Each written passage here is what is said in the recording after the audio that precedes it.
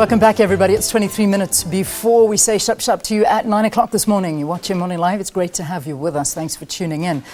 Well, you know, it's quite a scary statistic when you look at it. It's said that almost 800 million people around the world cannot read or write, while many families and schools have no books for children to read. However, World Book Day, which took place over the weekend, is a day that aims at bridging this gap by allowing people to expand their reading through reading and literature, of course. This day is celebrated annually in many parts of the world, and it aims to raise awareness about reading, to reach out and give people access to books and to educate people and the public on how to take care of their reading facilities.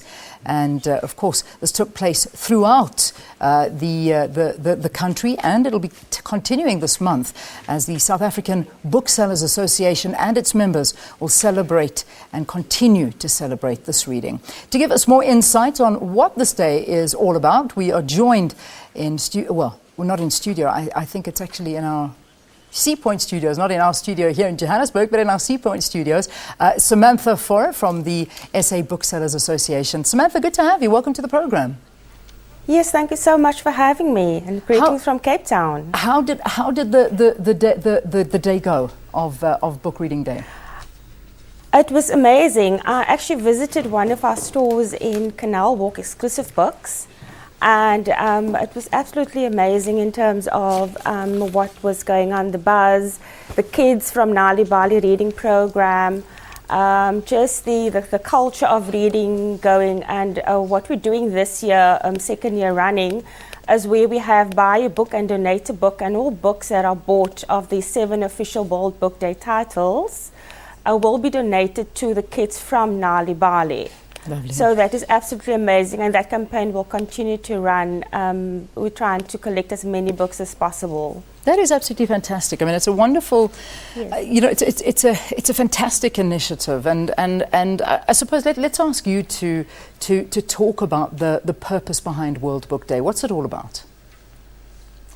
It's an international celebrated event, Leanne, and it's really just to promote the importance of reading, and to promote and cultivate that culture, because as you know, in South Africa there is a lack of reading, a lack of a culture of reading, and World Book Day is really to amplify and to encourage and to promote. And organizations such as the South African Booksellers Association play a fundamental role in addressing the culture of reading.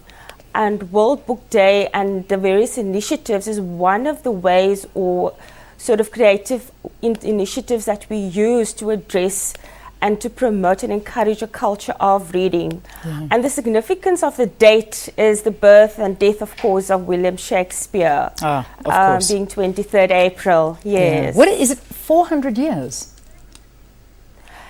In fact, this is quite significant, yes. It's the 400th anniversary of the death of Shakespeare. That is correct. That is correct, yes. Amazing, amazing. I mean, yeah, you still read his works and they're still relevant in this day and age. But I want to talk more about the statistics that I introduced the interview with. I mean, 800 million people around the world not being able to read or write. Let's bring it home. Let's bring it to our continent, into South Africa. What are we looking at? I mean, are our figures improving? Leanne, I think that we would like to say yes, but we are still very far off from those figures improving.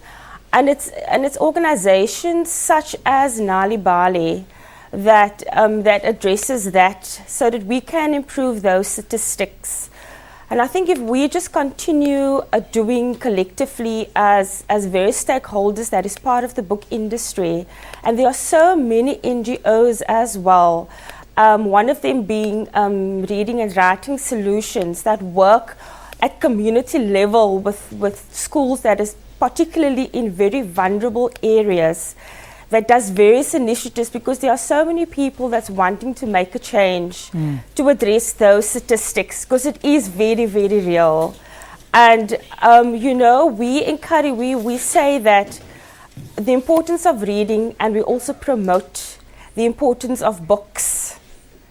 Yeah. And the access to those books that is relevant to improve those statistics. So I would like to think, yes, if we work collectively and the many NGOs that is working on the ground to address that, those statistics can definitely change fundamentally. Yeah. But it's definitely improving at a very, very slow pace. Yeah, it is a very slow pace. And I mean, one would think with the advent of the internet, with the advent of downloading books, it's made so much easier to have access to reading. But I suppose at the end of the day, it's the poor of the poor who still don't have access to anything we're talking about, whether it be the internet, whether it be downloading of books or actual books. I mean, this is still the problem. It's access to the poor.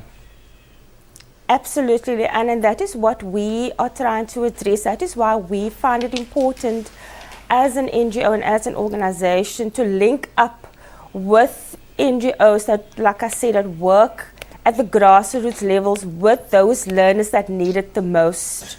And and the target market is your, what we call at school level, your intermediate phase, which is your grades, 3 to 7, which is the most vulnerable age, and that is where a lot of the development takes place. So we need to get them at that gap. Yeah. So that when by the time they get to high school, they would have, they are reading at a level that they should. And this is the biggest problems that most of the high schools are facing as well. Yeah, yeah. You'll find a child coming to grade 8 that cannot read.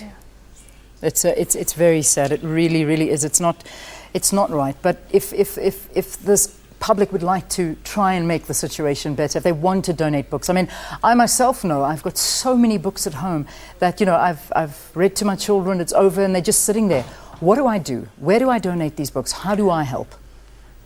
Okay, Leanne. Firstly, in terms of World Book Day and South African Booksellers Association, please, I would like to invite members of the public to go to the participating bookstores, Exclusive Books, Wordsworth, Bargain Books. They're across the country.